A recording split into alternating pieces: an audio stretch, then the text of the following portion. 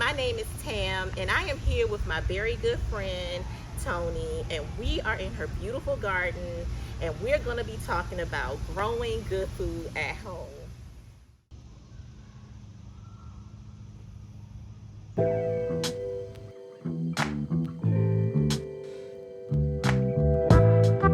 Growing Good Food at Home is a series of garden conversations with everyday people that centers growing food for the body and the soul.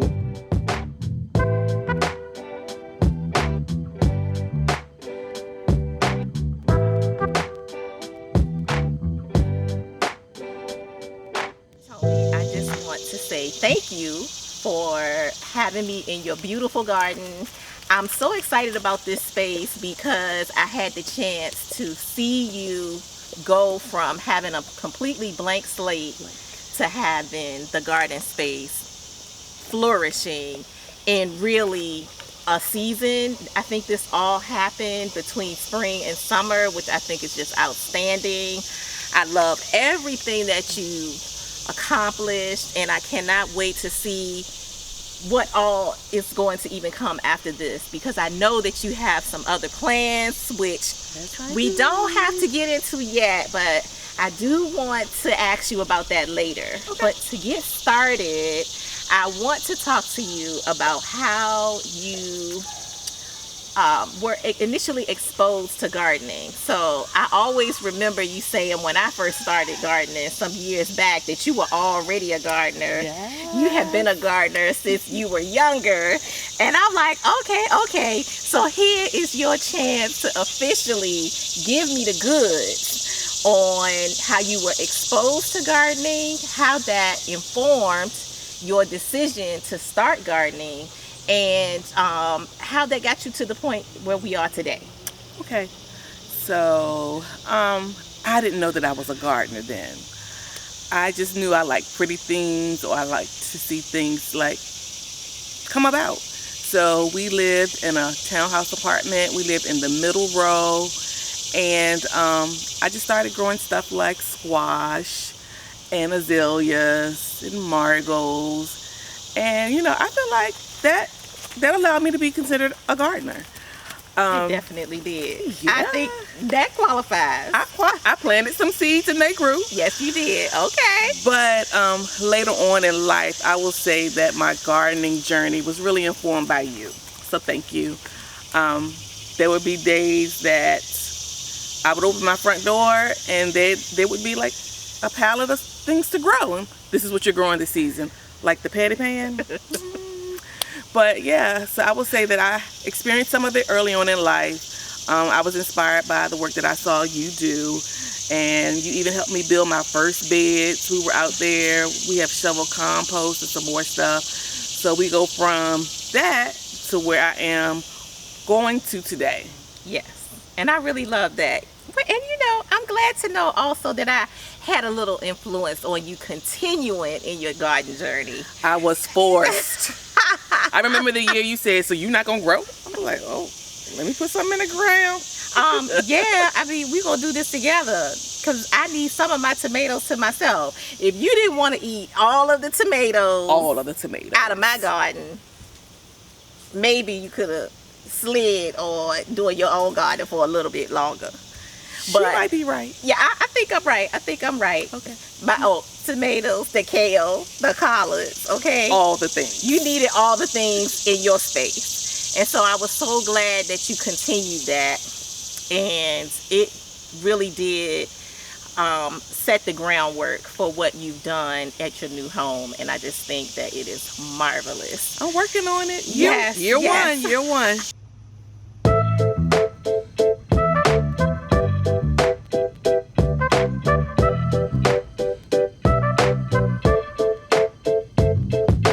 So tell us a little bit about the vision that you had for this space.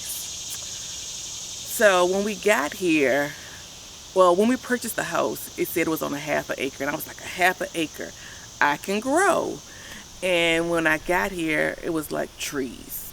The trees were all the way up to the house. There wasn't a lot of space. And that part of the house is still in progress. But my vision was to knock the trees down, like mull them down or whatever you call it. And I found this guy. He took his mulcher. He brought the trees all the way down to the ground and pushed them out past beyond his fence. And I was like, ooh, he went really far. So then I went on Fiverr and I found someone who helped me like put my vision on paper. I was like, I know I want beds beside the shed, and I know I want a fire pit area, and I don't know what else I want, but I know I wanted those two things, and I wanted to keep the grass. So I don't necessarily want to put the garden beds on the grass. I wanted grass, beds, fire pit area, which is under construction. I wanted paths. I wanted all the things. So it was just really deciding what it was that I wanted to have here and having someone lay it out, and then over time making it happen piece by piece, bit by bit. I think the first thing I ever did was get some tarp. Tarped it all down and got some these raised beds off of Amazon because wood was so high during the pandemic. Yes, it was. Wood was really high, so I really was, this is an economical plan, and I got these beds off of Amazon, and I just have it's evolved from there with some help from Tamara, because she said, you planting this. I'm like, oh, I gotta put these flowers down. I'm not a flower grower today. Well, I wasn't a flower grower until now, but with help from Tam, it has all really come together. And we need our flowers because they attract our pollinators, which help us have all of our lush vegetables in our gardens. So yes, absolutely. And this is a perfect space for you to have both some sunflowers and some shade loving plants, which I love so much, how we were able to take advantage of all of the trees that you decided to keep, along with maximizing on the area where you did get some nice sun. So I think that all worked out, and we love the flowers. We have to always have them included. And I learned a lot.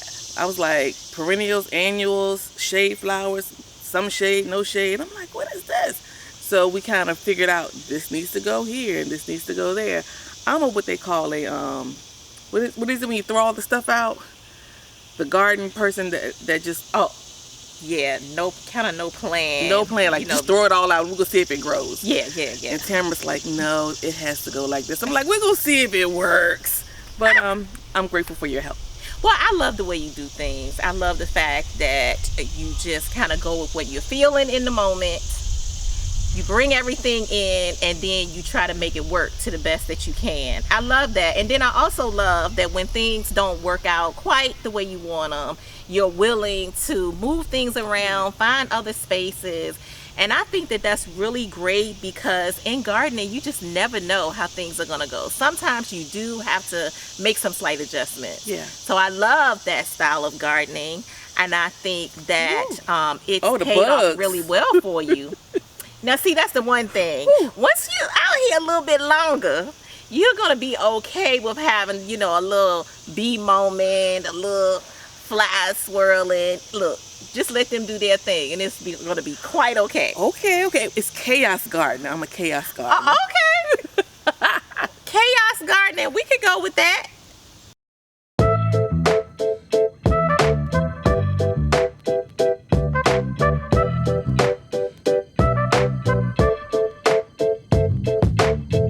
About the fact that all of this space that you created has just come about in the last couple of months, what did you find most challenging about creating this space? Or is there a challenge here that you see that you haven't really tackled yet? I would say the thing for me that's been most challenging is that I was doing all of this on a budget. So with doing this on a budget, you have to kind of like get what's there or change your plan. And I think another challenge for me is there were trees back here. And I've treated this like a kid's party, and I've tarped it all down thinking that the trees were going to stay at bay. So now I'm having to go, and I'm at war with Mother Nature. I'm trying to be at peace with Mother Nature and grow some stuff, but I'm at war with Mother Nature with the trees. So I feel like my challenges have been, one, being able to actually afford to do the things, and two, having it look the way I want to look, because Mother Nature says this is the plan for this space, and I'm like, no, this is the plan for the space. And just trying to, come in the middle and meet in the middle and make things happen. Yes, that unison is so important. Finding that space where you can be happy and you know that nature can be happy as Yeah. well. Yes, yes, yes. And the budget is utmost important. I always feel like no matter what you have that you can spend, a budget is necessary because we can always go to the maximum capacity. But do we need to do that to create the space that we want? Well, my mantra is not on sale, not on me. So, I like that. we don't have to. There's some things that I feel like I'm gonna splurge on, but then it's like, ooh. But, you know, Over time, you get it done too. And I think that the budget allows you to kind of have your starting place and then still have somewhere to go in the future. And that definitely keeps it interesting to be able to say, okay, I'm a budget to do a few things now and a few things later. It keeps it interesting and gives you something to look forward to. yeah, and I will say, in knowing that I only have a certain amount of money to spend, that allows me to be resourceful in where I spend the money. Like a lot of stuff from out of here, I was fortunate enough to have donated. Like my neighbor, they gave me some pasta. They were like, "You want this?" It's like, "Yeah," and I cut it up in actually 4 pieces and was able to spread it amongst the yard. I love to go to Lowe's first thing in the morning because they mark it all down, and I'm gonna bring it back to life. You know, do a little surgery on it. Yes, yes.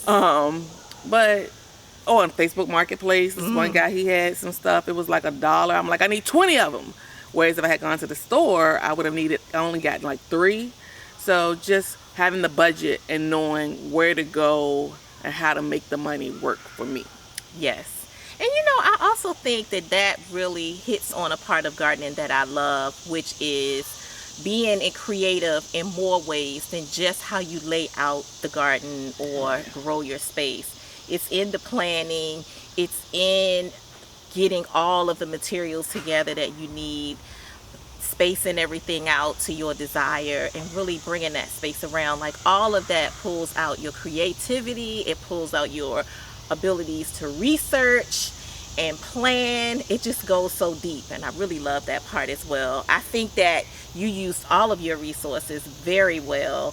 And again, I'm just so excited about the space. I can't wait to see how it continues to flourish as the season goes along, and I'll definitely be sharing some updates after this with our friends on how your garden has come along through the end of the season, through the end of this garden season, and maybe even beyond. Okay. Because I'm going to plant some garlic. Yes, yes. Come on, fall. Fall. Yes, I love that. Garlic. You haven't planted onions, so you need some onions in here. Okay. Okay, that would be nice. A little fall moment. That would be good for you. I think so. You know, I'm a summer, spring girl, so I am too. I am too. But you're in a new space. It's time for new things. Let's do it. Let's do that. Yes.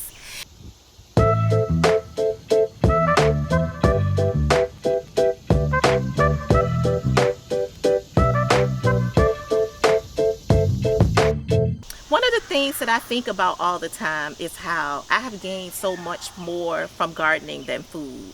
I recently heard someone say that gardening gives you food for your body and for your soul.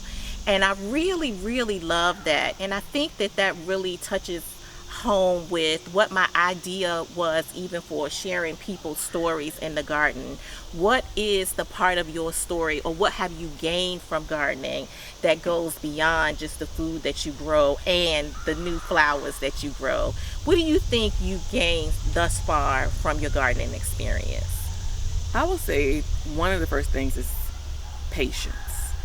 Because I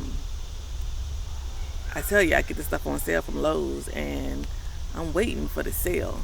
But while I'm here and putting it in the ground, waiting for it to revive itself, because a lot of times it has some trauma, waiting for the stuff to grow and fill in. This is year 1 of the garden here, and I feel like it's sparse in a lot of areas. And for those things that are perennials that I've grown, I feel like next year they're going to come back even stronger because they've had time to root and, get established here like I am here in the space.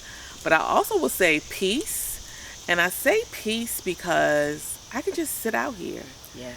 And just listen to the sounds and watch Ginger walk around and nobody's calling my name. Somehow this is not a space that my family migrates to. So I'm not worried about someone took my stuff, someone's in my space. And I'm not saying it's my space. It's all of our space, but primarily it's my space.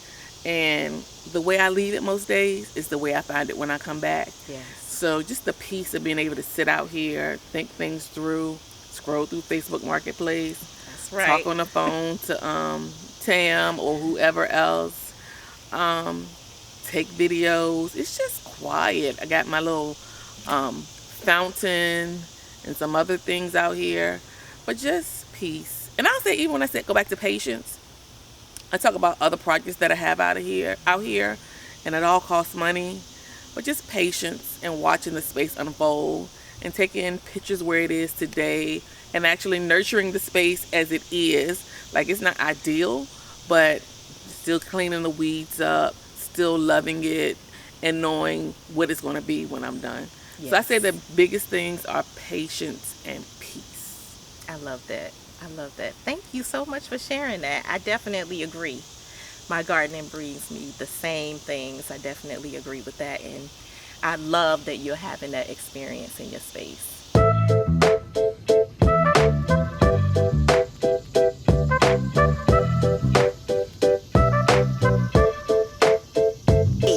I remember you saying that your grandmother had blackberries and other types of fruits and things like that around her home. Do you remember any of that from your childhood, or having experiences from her? My grandma Bertie, I think she just lived out on all these acres of land. So that stuff was kind of like you go and explore and you see that. I had a grandmother who lived in Martinsville, and behind the house we had apple trees, pear trees. My grandmother would make fresh apples from the tree. We would come in with spiders in her hair. And there was a garden, and my Aunt Margaret used to work the garden. Every summer. I just never understood why she always had poison ivy. But, like big whelps of poison ivy. But when you ask me now, I recall those moments in life. So we had fruit trees in Martinsville, and we had a garden. But we also would get vegetables from the man with the truck. Yes. So we were getting corn, and my aunt didn't like to shuck the corn because of the bugs, but my grandmother and I would shuck the corn, and she would take the corn off the cob, and we would have white cream corn that my grandmother would make at home, nothing from the can. So those were my experiences. But my grandmother in Blackstone, it was just all nature, acres of land, and as a kid you were eating honeysuckles or whatever looked like it was edible. Yes. No clue. But I would say that my real farming experience or gardening experience was in Martinsville, Virginia, with my grandmother, Magdalene Martin, and Margaret. And the trees, I just remember also that I never got any pears. It was all pear season. Pears were never in season when it was time for me to go home for the summer. But we always had apples, and we always had tomatoes and whatever else was growing back there in that backyard. I love that. Yes. Come on, Grandma. Come on, Auntie. Yeah. For providing the goods. At least they made sure you ate well. Yes. On all your summer visits. Yes. And I'm sure they dragged you along to a lot of things you may have wanted to go to, and some you didn't. That's what it's like. That was the price you had to pay to get that good eating. So what I'd like to know is, we touched a little bit on this being the beginning of your plan for the garden, what you've accomplished so far. So what are your other plans, or do you have any dreams for this space, or maybe even a future space, in terms of gardening or landscape? Well, there's a patio in the works. Right now, I think my plan is, I think I'm getting bricks around the outside with concrete in the middle, and then there'll be some patio furniture that I'm sure that I will secure from someone else's stuff. I like that. It'll be cute though. We'll see. Always cute. I've considered maybe running some garden stuff along the fence. Gotta figure out if I want to get rid of that grass or not. And I've also actually thought about bringing in a landscaper for a consultation, because I think I need a little hydrangea action up the front or something that will fill in some space that I have. I want her to talk to me about, this was all like, I did it myself, and I feel like, well, not myself, Tam did it. I think when she comes back here, she's gonna be like, oh, y'all got it. But just want to get somebody who says they're professional to give it a twirl with their eyes and tell me, I think we can add this here, that there, take this away from here. This is how you can keep those trees at bay. And I also plan to make this really nice, like, doggy section with a little bit of plants for the dogs and stuff. But patio, maybe a little more gardening. I know we're in the back, but up front there's some electrical boxes, and I'm thinking about some tall grass or something that can kind of like cover. So it's all a work in progress. And I want to see what this does next year. I know when I first moved here and there was stuff growing up front, and I was like, let's pull it, let's move it. And you said, no, let's give it a year, see what happens, and then we can come back to it.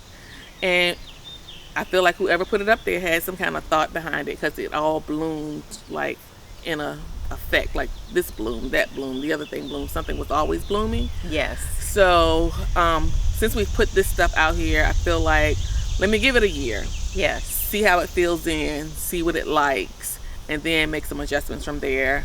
I really love the pine bark mulch, so working to get that in more areas.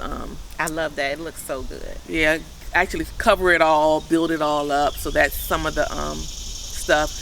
Getting the pavers down like they should be, making sure the rocks are down like they should be. And in terms of the garden, I think that I might grow some stuff differently. Like this year, I've been watching a lot of videos, and I put some peas down, bush beans. And you always grow bush beans and pole beans, and I never do. And I was just seeing how you don't need a lot of space. I'm an inch by inch gardener, so I'm gonna take up all the space. But I've added some things that I wouldn't normally grow. So just like introducing some stuff that's new and just seeing how it goes. I think I'm gonna give up on the squash. Squash takes a lot of room, hasn't been yielding a whole lot. And so with me giving up the squash, potentially that'll give me some room to explore some new things. Oh yeah. But always a bed full of tomatoes. Always full. Always a bed. This year's a bed and a half.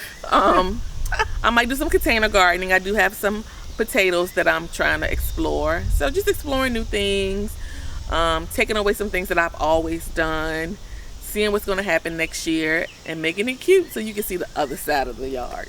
I love that. That sounds like a marvelous plan, and I cannot wait to see it come to life.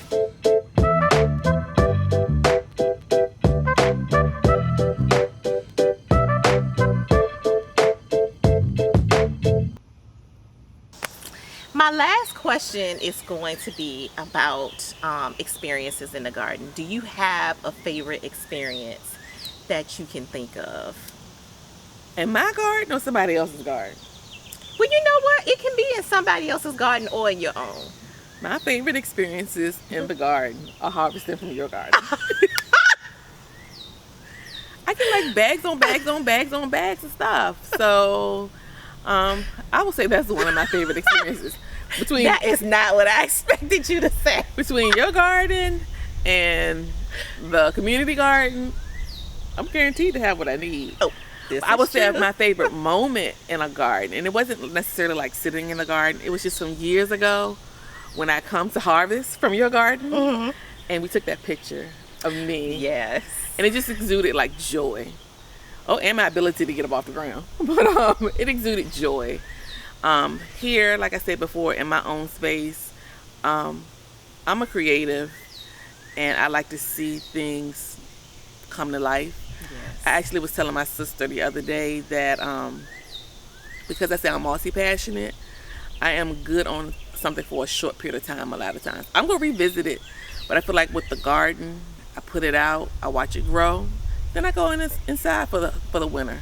And then when it's time to start growing again, I watch it come to life again. Yes.